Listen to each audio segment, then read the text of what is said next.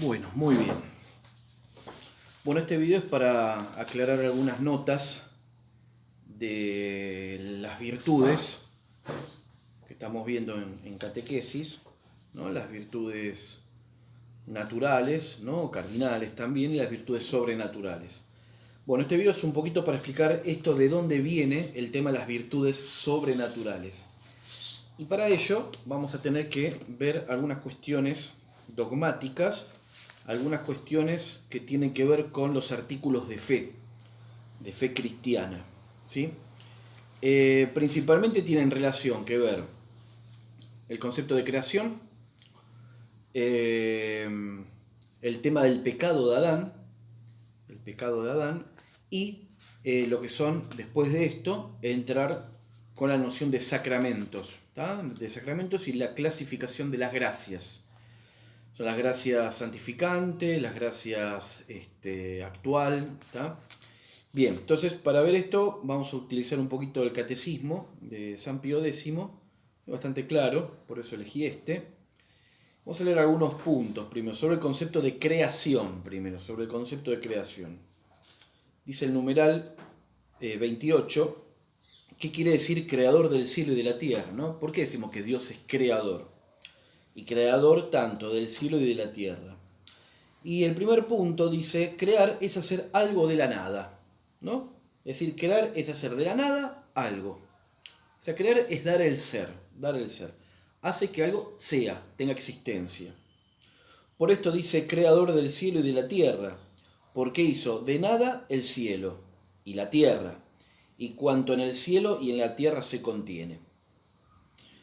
Y dice, ¿fue creado el mundo por el Padre solamente? Es decir, saben que Dios es uno, pero en Dios son tres personas,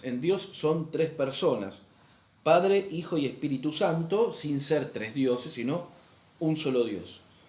Dice, el mundo fue creado igualmente por las tres divinas personas, porque todo cuanto hace una persona respecto a las criaturas, a lo creado, lo hace con el mismo acto las otras dos. ¿Ves? O sea, la creación viene del Padre, del Hijo y del Espíritu Santo, un solo Dios. Dios es el que crea. Pero dice, ¿por qué pues la creación se atribuye particularmente al Padre? ¿Por qué se habla más bien del Padre? Dice, la creación se atribuye particularmente al Padre porque es efecto de la divina omnipotencia, la cual se atribuye especialmente al Padre. La omnipotencia se atribuye especialmente al Padre, como la sabiduría al Hijo y la bondad al Espíritu Santo.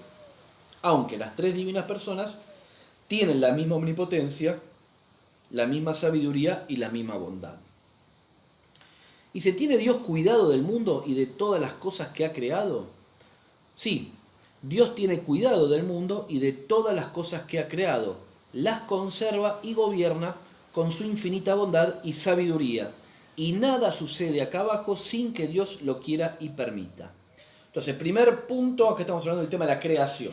Hay que anotar y decir un par de cositas.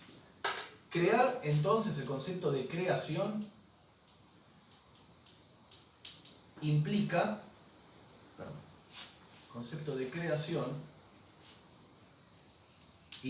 entonces, crear es dar el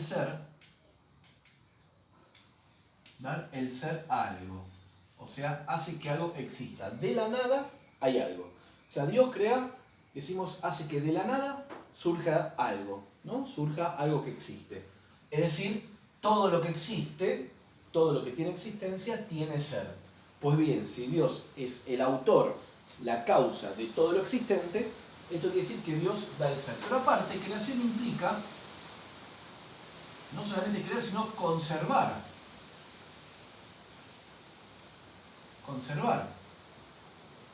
el ser de las cosas.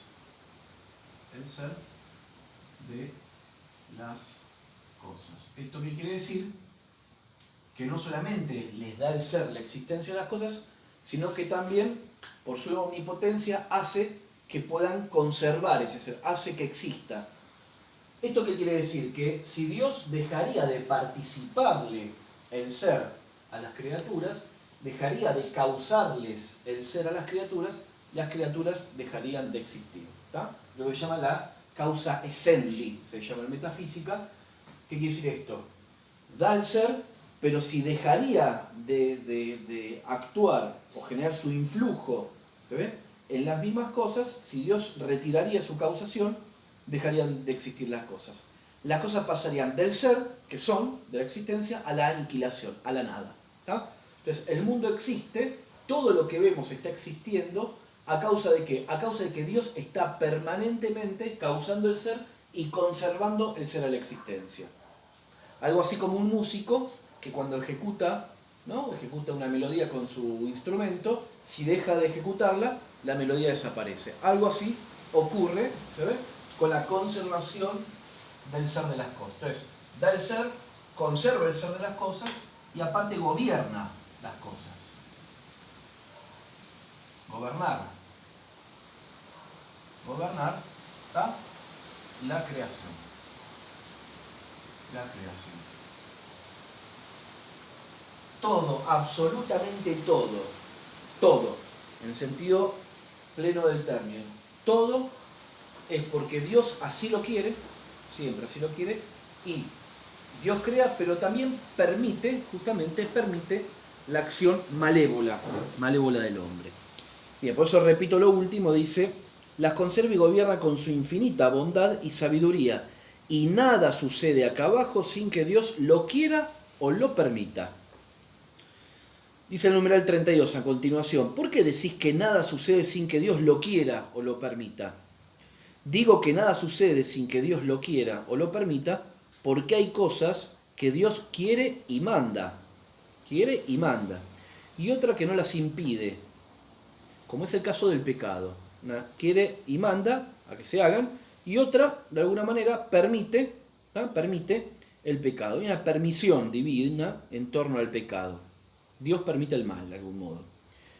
¿Por qué decís que, esto ya lo dijimos, por qué Dios no impide el pecado? ¿No? A veces uno se hacía esta pregunta, ¿por qué Dios no impide el mal que sucede en el mundo? ¿Por qué no lo impide?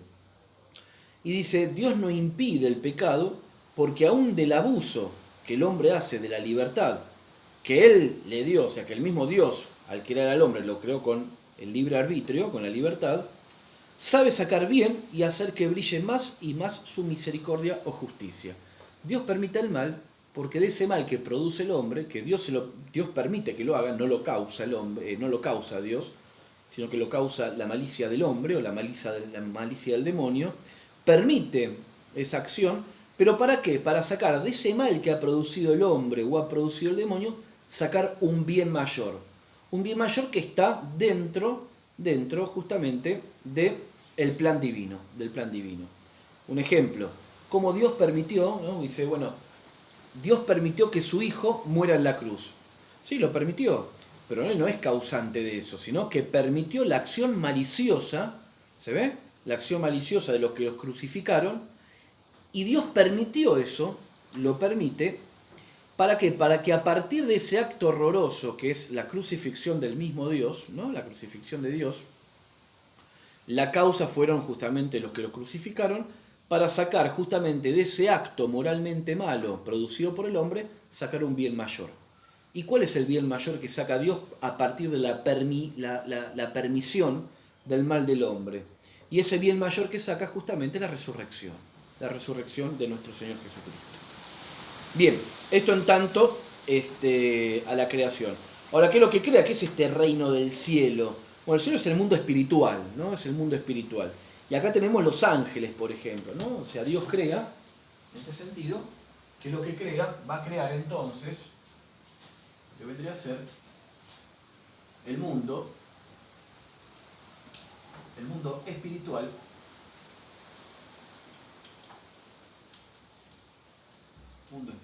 o sea, los cielos, que se llama en este sentido, y aparte, podemos decir, el mundo material, ¿no? El mundo material, corpóreo,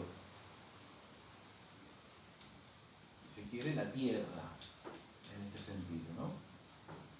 Bien, en este mundo espiritual, ¿qué vendría a ser espiritual? Son las criaturas, ¿no?, que tienen ser, las criaturas que existen, pero que en su consistencia esencial, en lo que son, ¿tá?, son seres existentes, espirituales, quiere decir que no dependen de la materia, ¿no? Tienen un modo de ser, un modo de existir desvinculado con la materia. Y acá tenemos, por ejemplo, principalmente a los ángeles. A los ángeles. Que estos ángeles, entonces, son criaturas espirituales. Criaturas, pues son creados, criaturas espirituales. ¿Está? Criaturas espirituales. Esto quiere decir que son personas. Son personas angelicales, ¿no? Su esencia es el ángel. Son personas, pero angelicales, no personas humanas. Y esto implica que estas personas angelicales, ¿tá?, tienen entonces una naturaleza angelical, una esencia, naturaleza angelical, o sea, una esencia, pero aparte tienen el ser, ¿no?, que hace que exista, sean. Este ser es causado por Dios, ¿tá?, para que esa naturaleza angelical tenga existencia. Obviamente que la naturaleza angelical, la esencia del ángel, también es creada. ¿Se ve hasta acá o no? Pero puede haber algo, por ejemplo, esto se ve bien en la metafísica, una naturaleza sin ser no tiene existencia real, pero de alguna manera existe, no con pleno ser, pero está de alguna manera en la mente divina. Pero para que tenga existencia fuera de la mente divina, Dios le tiene que causar la existencia, le tiene que causar el ser. Por eso las personas angelicales tienen una naturaleza angelical y tienen el ser. Esta naturaleza angelical se va a componer, va a tener facultades, son formas, lo llama formas, ¿tá?, no tienen materia, formas completamente desvinculadas de la materia, una forma sin materia, ¿tá?, desvinculada de la materia, si no estaría en el mundo material. Son formas, ¿tá?, una esencia que va a poseer inteligencia, por eso son personas también, tienen una inteligencia y aparte tienen voluntad, ¿no? Voluntad. Esta voluntad es libre, una voluntad libre, como toda voluntad. ¿Ah? Tienen libertad, por eso es libre arbitrio. Tienen una inteligencia y voluntad, pero no tienen cuerpo, por lo tanto, no tienen alma. El ángel no tiene alma. Si tuviese alma, como en el caso del hombre, necesitaría un cuerpo para animar. Ahora cuando veamos el tema del hombre lo vamos a entender un poquito mejor. Entonces son formas espirituales, sin materia, tienen inteligencia y voluntad libre, por eso son personas, una inteligencia exageradamente fuerte, poderosa, mucho más que la del hombre, muchísimo más que la del hombre, y aparte, por tener una inteligencia tan profunda, un conocimiento mucho más amplio que el del hombre, tiene también su libertad es mayor que la del hombre, ¿está? Inteligencia y voluntad libre. Esto hace que sea persona, ¿no? La persona angelical implica esto, ¿no? Su esencia angelical y el ser. Tienen inteligencia y voluntad libre, ¿está? No tienen materia, no tienen cuerpo. En el mundo material encontramos, por ejemplo, las criaturas materiales, que acá vamos a tener diferentes tipos de seres. Por ejemplo, tenemos los animales, ¿ah? Los animales. Tenemos, por ejemplo, el reino vegetativo,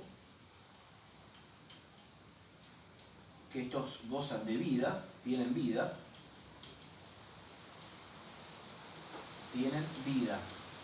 ¿Sí? Tienen vida y si tienen vida va a tener un principio anímico, eso lo explicamos en otro video que tienen, el principio que les genera vida, ¿tá?, es el alma. Por eso los seres vivos tienen alma, no un alma espiritual, si no estaría también acá. Un alma de alguna manera que informa un cuerpo, ordena y estructura un cuerpo, anima a ese cuerpo. pero que no puede subsistir esa alma independientemente del cuerpo, separadamente del cuerpo. Con la muerte del animal, de la planta, se termina su vida, ¿está? Termina su actividad del alma. Y aparte tenemos, ¿está? Vamos a hablar también del terreno material, animales, vegetales, pero también tenemos los seres, ¿no?, inanimados. Lo que se les ocurra, cualquiera, inanimados. O sea, sin vida. Una piedra, una roca, un átomo, ¿está? Lo que quiera ocurrirse. Bien, pero aparte encontramos que aparece el hombre.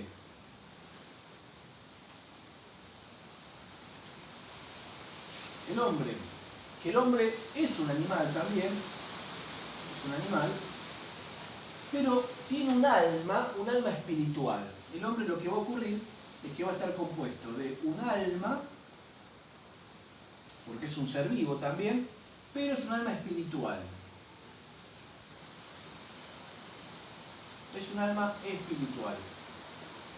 Es decir, que si es un alma espiritual, va a participar también del mundo espiritual. ¿Tá? De este mundo espiritual. Esa alma espiritual, ¿tá?, se asemeja al ángel, no es como el ángel, se asemeja. ¿Tá? ¿Por qué? Porque también tiene inteligencia y voluntad. Pero aparte tiene un cuerpo. Porque al ser alma, tiene un cuerpo. Y el cuerpo es lo que lo vincula al mundo material. Por eso podemos decir que también hay una animalidad en relación al cuerpo, ¿no? ¿Está? Bien. Por eso decimos que el hombre es un animal racional, ¿no? Un animal dotado de un alma espiritual. ¿Está? Y esta alma espiritual, como todo espíritu, tiene inteligencia y voluntad. Ahora lo vamos a desglosar. Por eso el hombre participa tanto del mundo material como del mundo espiritual. ¿Está? En él confluye el mundo espiritual y el mundo material. ¿Está? Esto en relación a la creación. Lo que tenemos que ver ahora es el tema, que vamos a verlo en el otro video, el tema de cómo ha sido creado el hombre, en el caso de Adán y Eva, y que de alguna manera qué diferencias hay con nosotros, ¿tá?, después de ese pecado original del hombre, de Adán y Eva. ¿Tá? Bien, sabemos también, vamos a decir unas cositas más sobre el ángel y vamos a dar, por terminado este video, pasamos a la creación del hombre. ¿Tá? ¿Para qué fin creó Dios a los ángeles? Dios creó a los ángeles para que le honren a Dios, ¿no?, y le sirvan para hacerlo eternamente bienaventurado. O sea, fíjense que el término ángel viene de ángelos en griego, que significa mensajero. Son mensajeros de Dios. ¿Y cuál es la finalidad? Bueno, el fin por el cual fueron creados los ángeles, ¿tá?, son para servir a Dios, ¿tá?, para honrar a Dios, y para que Dios también los quiera hacer a los ángeles bienaventurados, ¿no?, que gocen de Él para toda la eternidad. Los ángeles no tienen forma ni figura alguna sensible, ya lo dijimos, porque son puros espíritus que subsisten sin necesidad de estar unidos a cuerpo alguno. ¿Está? Más adelante se pregunta, ¿permanecieron fieles a Dios todos los ángeles? Porque al ser libres tuvieron también un tiempo de prueba, ¿no? Y van a decir que no permanecieron fieles a Dios todos los ángeles. Antes, muchos de ellos, ¿tá?, muchos de los ángeles, por soberbia, pretendieron ser iguales a Él, o sea, a Dios, e independientes de Dios. Y por este pecado fueron desterrados para siempre del paraíso y condenados al infierno. ¿Ah? ¿Cómo se llaman los ángeles entonces, desterrados para siempre del paraíso y condenados al infierno? Los ángeles desterrados para siempre del paraíso y condenados al infierno se llaman demonios. Y su caudillo se llama Lucifer o Satanás, ¿no? Entonces, estos ángeles que fueron creados para la bienaventuranza, para que logren la felicidad eterna, ¿tá?, para que puedan gozar a Dios para toda la eternidad, fueron sometidos a prueba. Algunos de ellos, ¿tá?, son un número incontable de ángeles, algunos de ellos, muchos de ellos, dice, no algunos, muchos, por soberbia perdieron justamente, pretendieron ser iguales a Dios, y perdieron justamente el camino de la bienaventuranza y fueron condenados. ¿Tá? Fueron condenados apartados de Dios y por eso al infierno. Estos ángeles caídos, los famosos ángeles caídos, ¿tá? Y expulsados del paraíso y condenados al infierno, se llaman demonios. Son muchísimos y cuya principal, ¿tá? Su cabeza o su caudillo se llama Lucifer o Satanás. ¿Tá? Y se pregunta, ¿pueden los demonios hacernos algún mal? Sí, señor, los demonios pueden hacernos mucho mal en el alma y en el cuerpo. Si Dios les da licencia, o sea, si Dios permite, ¿tá? Permite la acción demoníaca, por algún misterio que Dios en su omnipotencia, en su infinita sabiduría y en el plan de salvación que tiene, bueno, quizás permita justamente la acción de estos demonios, ¿tá? En el alma y en el cuerpo. O sea, principalmente, ¿cuál va a ser la influencia demoníaca si Dios la permite? Son las tentaciones, ¿no? El tema de la tentación a pecar. Entonces, si Dios le da licencia, mayormente tentándonos, ¿no? El demonio tentándonos a pecar. Esa es la principal influencia que tiene el demonio sobre nosotros. La pregunta es, ¿por qué nos tientan? Los demonios nos tientan por la envidia que nos tienen, la cual les hace desear nuestra eterna condenación, y por odio a Dios, cuya imagen resplandece en nosotros. Nosotros en este mundo, pues el mundo es como dice el Salve Regina, es un valle de lágrimas, es un drama, en la cual, justamente, ¿por qué drama? Porque en este mundo nos jugamos nosotros la salvación eterna o la condenación eterna. Entonces el demonio, por odio a Dios, justamente por odio a Dios principalmente y por odio a nosotros, porque nosotros somos creados también a imagen y semejanza de Dios, ¿tá? El ángel también, por supuesto, estamos todavía con posibilidad de salvarnos. Entonces él, por ese odio que tiene, el odio porque nosotros de alguna manera resplandece esa imagen de Dios que está en nosotros, trata justamente de destruirnos y desearnos nuestra eterna condenación. Ahora, para que nosotros nos condenemos necesitamos nosotros, ¿tá? Nosotros no querer la salvación de algún modo. O sea que nuestra condena tiene que ser por nuestra culpa también. El demonio puede influenciarnos, pero la culpa es nuestra. ¿Por qué Dios permite las tentaciones? Dios permite las tentaciones para que, venciéndolas con su gracia, porque el hombre puede vencer las tentaciones, pero va a necesitar de la gracia, y esto lo vamos a ver un poquito más adelante, venciéndolas con su gracia, ejercitemos las virtudes y adquiramos merecimientos para el cielo. O sea que el cielo también, obviamente también hay una responsabilidad nuestra de ganarnos también el cielo, hay una responsabilidad nuestra. Pero con nuestras solas fuerzas no alcanza, necesitamos estas gracias procedentes justamente de Dios, como vamos a ver después. Y estas son las prácticas también de las virtudes sobrenaturales. ¿Cómo se vencen las tentaciones? Las tentaciones se vencen con la vigilia, la oración y la mortificación cristiana. ¿Tá? Bueno, esto ya lo dijimos, cómo se llaman los ángeles que permanecieron fieles a Dios. Se los llama ángeles buenos, ¿no? Los ángeles buenos, espíritus celestiales o simplemente los llamamos ángeles. ¿Qué fue de los ángeles que permanecieron fieles a Dios? Los que permanecieron fieles a Dios. Bien, los que permanecieron fieles a Dios fueron confirmados en gracia. Confirmados en gracia. Gozan para siempre de la vista de Dios, le aman, le bendicen y le alaban eternamente. ¿Sírvese Dios de los ángeles como de ministros suyos? Sí, Señor. Dios se sirve de los ángeles como de ministros suyos. Y en especial a muchos de ellos hace custodios y protectores nuestros. Dios también, a muchos de sus ángeles, le da a cada hombre, ¿tá? Un ángel custodio o protector, ¿tá? Que nos ayuda justamente en alcanzar la salvación, nos ayuda. ¿Hemos de tener particular devoción al ángel de nuestra guarda? Sí, Señor, hemos de tener particular, ¿tá? Al ángel de nuestra guarda, honrarle, implorar su socorro, seguir sus inspiraciones y ser agradecidos a su continua asistencia. Bien, hasta acá. Ahora en el próximo video vamos a hablar un poquito de la naturaleza del hombre, esto del alma y el cuerpo, el tema del alma y cuerpo, ¿tá? Y cómo fue creado el hombre en su primer estado, o sea, en el caso de Adán y Eva, y qué pasó con la caída o el pecado original, y de ahí la necesidad la necesidad de un redentor. Bueno, muy bien, hasta acá.